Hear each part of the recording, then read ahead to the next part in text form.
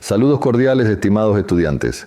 Continuemos con nuestra unidad. En la clase anterior establecimos las bases de cómo funcionan los contenedores y orquestadores y cómo su arquitectura, aunque ágil, introduce nuevos y complejos vectores de riesgo. Hablamos sobre el aislamiento a nivel de proceso, sobre el peligro de las imágenes base inseguras y sobre los riesgos en Kubernetes, como el RBAC y la mala gestión de secrets. Hoy vamos a profundizar en el peor escenario posible, el objetivo final de un atacante en este entorno, el escape de contenedor o container escape. Un escape es, sin exagerar, la joya de la corona de un ataque a contenedores.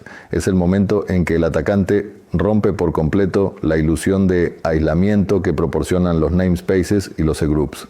Es el equivalente a que un prisionero no solo salga de su celda, sino que logre salir de la prisión y además se quede con las llaves y el panel de control de todo el complejo.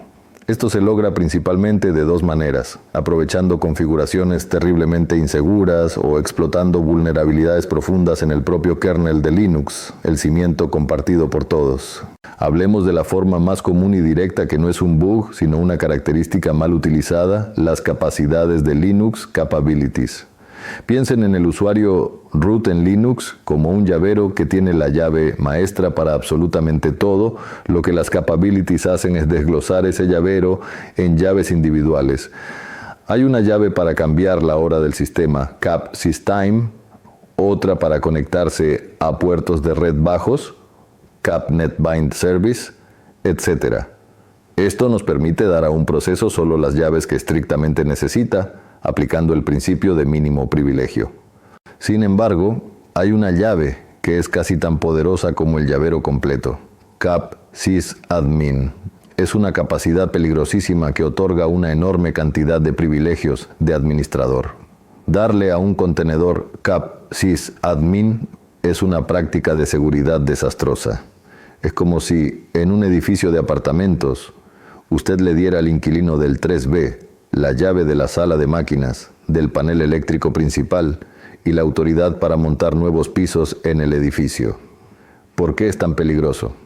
Porque capsysadmin, entre muchas otras cosas, permite al contenedor ejecutar la llamada al sistema mount.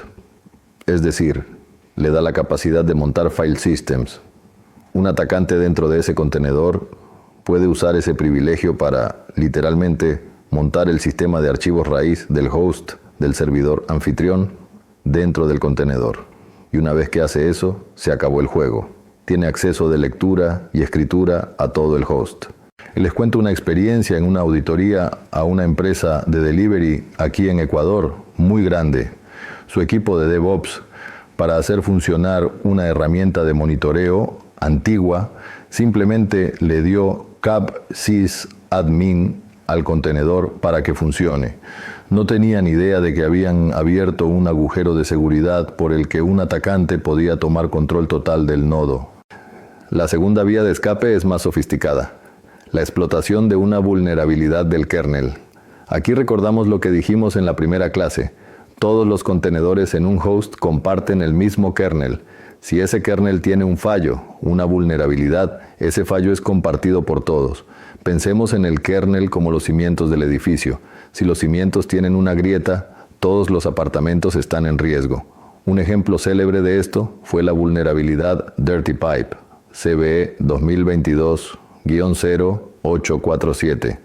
Esta vulnerabilidad permitía, en esencia, sobreescribir datos en archivos que supuestamente eran de solo lectura.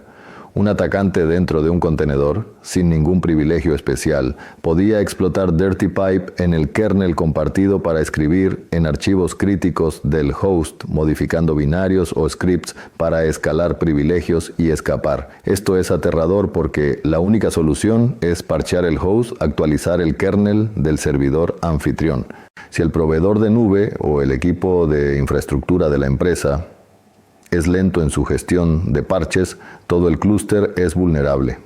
Finalmente tenemos los escapes por montajes inseguros, como montar los file systems proc o sys del host dentro del contenedor. Proc es un sistema de archivos virtual que el kernel usa para exponer información y configuraciones. Es el panel de control en tiempo real del sistema. Si un contenedor monta el proc del host con permisos de escritura, lo cual es una locura, pero sucede, un atacante puede manipular directamente la configuración del kernel del host desde el contenedor, deshabilitando mecanismos de seguridad o modificando rutas de ejecución. Ahora, ¿cómo encontramos nosotros, como profesionales de ciberseguridad, estos problemas? ¿Cómo realizamos un pen testing a estas arquitecturas? El procedimiento debe ser sistemático y lo dividimos en dos grandes fases: el análisis estático y el análisis dinámico. Primero, el análisis estático de imágenes y manifiestos, SAST. Esto es lo que hacemos en frío, antes de que nada se ejecute. Es el equivalente a revisar los planos y la lista de materiales antes de construir el edificio. Aquí, lo primero es el escaneo de imágenes. Usamos herramientas como Trivi o Claire. Estas herramientas toman la imagen del contenedor, esa torta de 1000 hojas de la que hablamos, e inspeccionan cada capa, cada paquete de software, cada librería, y la comparan con bases de datos públicas de vulnerabilidades, CVES. El reporte que nos da es claro. En la capa 3 estás usando la librería X versión 1.2, la cual tiene una vulnerabilidad crítica de ejecución remota de código.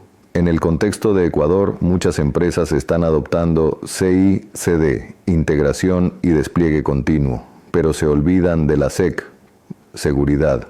Un pipeline de DevSecOps maduro debe tener una de estas herramientas. Si Trivi detecta una vulnerabilidad crítica, el pipeline debe fallar automáticamente y prohibir que esa imagen se construya o se despliegue. Lo segundo es el análisis de configuraciones inseguras. No solo buscamos CVEs en el software, sino malas prácticas en la configuración. Revisamos el Dockerfile y los manifiestos YAML de Kubernetes. La imagen se está ejecutando como root, está pidiendo la capacidad capsys-admin, está montando el socket de Docker, faltan los health checks. Herramientas como kubelinter o Checkov automatizan esta revisión comparando nuestros manifiestos contra benchmarks de la industria como el sysbenchmark para Docker y Kubernetes. Es como un auditor automático de planos. Una vez que hemos revisado los planos, pasamos a la auditoría dinámica de runtime y RBAC. Aquí es donde probamos el edificio en caliente y mientras está en funcionamiento. Lo primero es la inspección de políticas de RBAC. Como mencionamos en la clase anterior, el RBAC es la piedra angular de la seguridad de Kubernetes. Aquí, nuestro trabajo es verificar el principio de mínimo privilegio. Entramos al clúster y auditamos los roles y role bindings asociados a cada service account. Usamos herramientas como KubeHunter, que escanea el clúster en busca de fruta baja, de configuraciones inseguras conocidas, o scripts que nos listan todos los permisos. ¿Qué buscamos? Buscamos el sobreprivilegio. Buscamos esa service account de un simple frontend que tiene permisos de get, list y, peor aún, create sobre el recurso secrets en todos los namespaces, o el permiso, que es una bandera roja gigante. Les aseguro que en casi todas las auditorías de Kubernetes que he realizado en empresas locales, encontramos permisos excesivos que fueron dejados temporalmente por un desarrollador y se quedaron ahí para siempre esperando a un atacante. Finalmente, en un entorno de prueba controlado, realizamos las pruebas de concepto, POC, de detección de escape. Aquí es donde, como pentesters, intentamos activamente escapar. Obtenemos acceso a un contenedor de prueba y empezamos a investigar. Primero, ejecutamos capsa-print para ver qué capacidades de Linux tenemos activas. Vemos capsys-admin, bingo, ya tenemos un camino. Segundo, verificamos si el socket de Docker del host está montado. Si lo está, el pentest casi ha terminado. Podemos crear un nuevo contenedor con control total. Tercero, intentamos montar dispositivos del host como dev-sda1. Si logramos hacerlo, hemos confirmado el escape. En resumen, los escapes de contenedores son una amenaza real y devastadora, que pasa por configuraciones inseguras como las capabilities o por vulnerabilidades del kernel. Nuestro trabajo es multifacético: analizar estáticamente las imágenes y manifiestos en busca de vulnerabilidades y errores de configuración y auditar dinámicamente el runtime con un enfoque obsesivo en los permisos de RBAC para cerrar estas puertas antes de que sean explotadas. Bien, para dar por terminada la sesión del día de hoy, les quiero recordar que deben revisar todas las actividades que se encuentran cargadas en el aula virtual y deberán realizarlas en el tiempo establecido. No se olviden que uno de los requisitos para aprobar el curso es que deben tener todas las actividades completas. Una vez más, quiero indicarles que pueden realizar sus preguntas en el grupo de WhatsApp de la asignatura. Allí, los asistentes de cátedra les ayudarán respondiendo sus preguntas. Además de eso, también tienen disponible un foro de dudas dentro del aula virtual, donde podrán dejar sus inquietudes para ser resueltas. Pasen bien, señores estudiantes, y nos vemos en la próxima clase. ITESUT, Instituto Superior Tecnológico Universitario de Transporte.